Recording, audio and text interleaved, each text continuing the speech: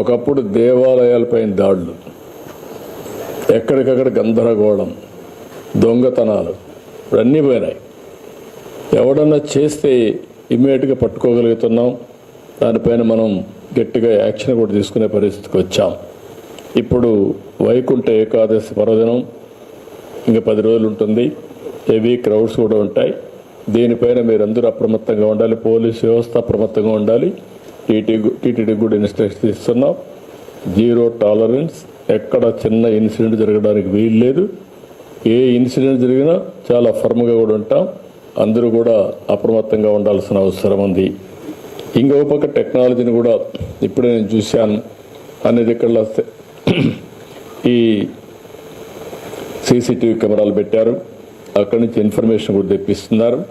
దాన్ని ఇంకా కూడా నెక్స్ట్ లెవెల్కి తీసుకుపోవాల్సిన అవసరం ఇక్కడ కూడా చూపిస్తున్నాడు సుబ్రాయుడు ముందర పెట్టి. దీన్ని ఎక్కడెక్కడ జరుగుతూ ఉంది అవన్నీ కూడా పెట్టారు. That's a good thing. దీన్ని ఇంకా నెక్స్ట్ లెవెల్కి తీసుకెళ్దాం. ఇంటెలిజెంట్ పోలీస్ వ్యవస్థను పెడదాం.